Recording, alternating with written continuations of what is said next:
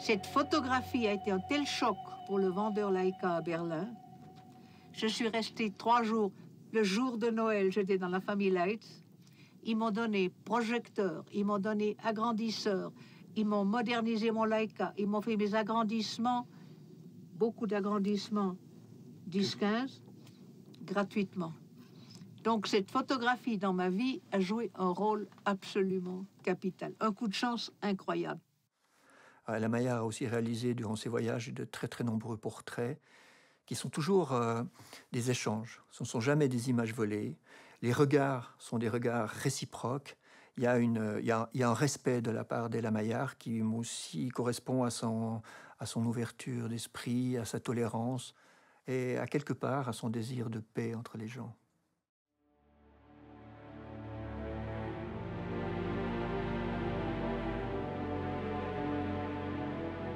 Nous sommes ici au musée de l'Élysée à Lausanne, qui est un musée entièrement consacré à la photographie.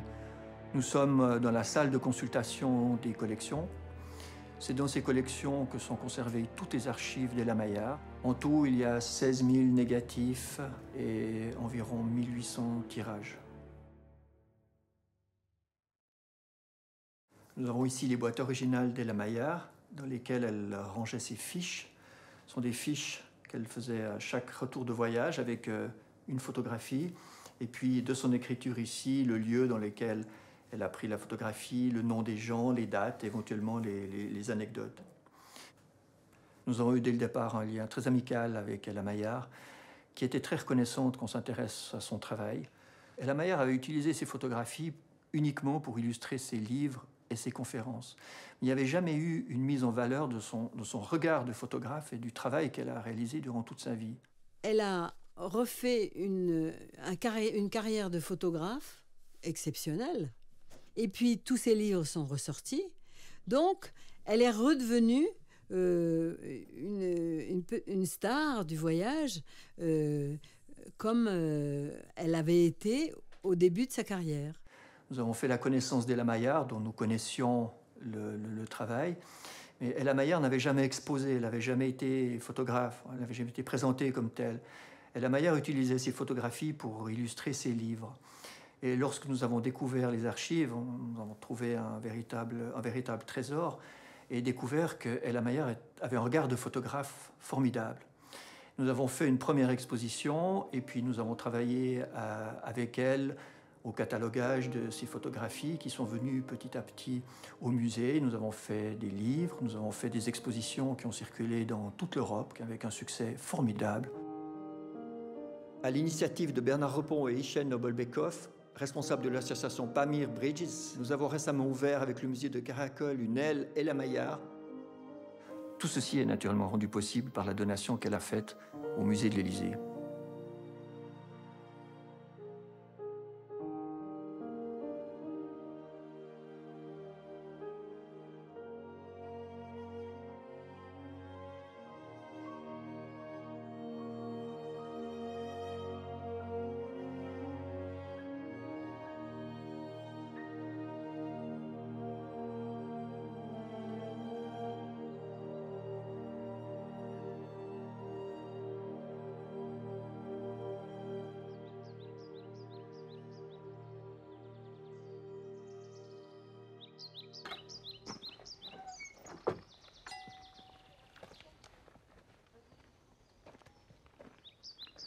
En rentrant d'Inde, Ella Maillard cherche un endroit où s'établir et vivre en adéquation avec ses idées et avec sa philosophie de la vie, en rapport à la nature qu'elle désirait profondément.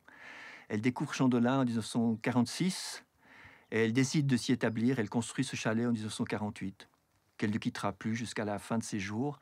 Et c'est de ce chalet qu'elle organise des voyages, et notamment son voyage en 1951 au Népal, et puis tous les voyages qu'elle a entrepris le reste de sa vie, notamment comme guide.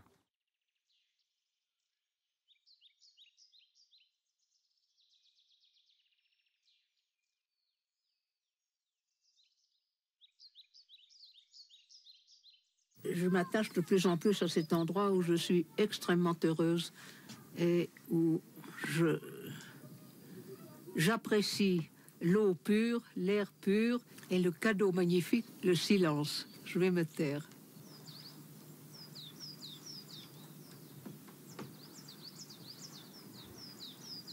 Un peu plus tard, il y aura davantage d'oiseaux. Il y a des oiseaux.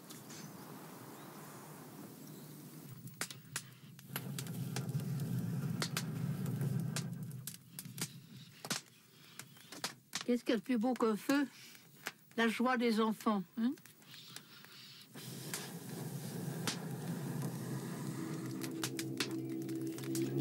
Quand je suis arrivée à Kaboul en septembre 1939, déclaration de la Deuxième Guerre mondiale, ça m'a donné un tel choc. Bon, elle était prévisible, on savait que ça viendrait. J'ai dit maintenant je ne peux plus tergiverser. Il faut que je comprenne s'il y a quelque chose dans cette sagesse de l'Orient que je puisse assimiler. Et pour ça, je ne veux plus lire de livres. J'avais lu, je crois, pas des centaines, mais certainement très nombreux livres ayant trait à la vie spirituelle, que ce soit chez les catholiques, chez les japonais zen, ou chez les hindous, ou chez les tibétains. C'est pour ça que je voulais vivre près des sages et ne plus parler, et voir leur comportement. Alors, à ce moment-là, j'ai compris que cette recherche, c'était pas du bidon, comme on dit vulgairement, qu'il y a vraiment un étage supérieur dans l'homme qui, la plupart du temps, n'est pas développé et fait que nous sommes dans un manque. Il y a quelque chose pour quelqu'un qui recherche, qui se pose des questions et qui ne trouve pas les réponses. Je me suis complètement convaincu qu'il y a ce plan supérieur qu'on appelle le plan spirituel, qui est la chose capitale pour moi.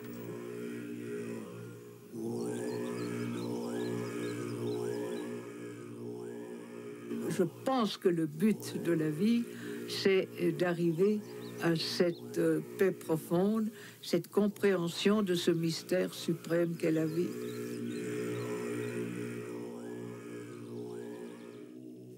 Les chromosomes, les gènes, les héritages de tous nos arrière-grands-parents, oncles et tantes, tout ça qui se mélange en nous. Est-ce que ça crée cette prédestination? Est-ce qu'à la naissance, on est programmé? Moi, je finis par le croire.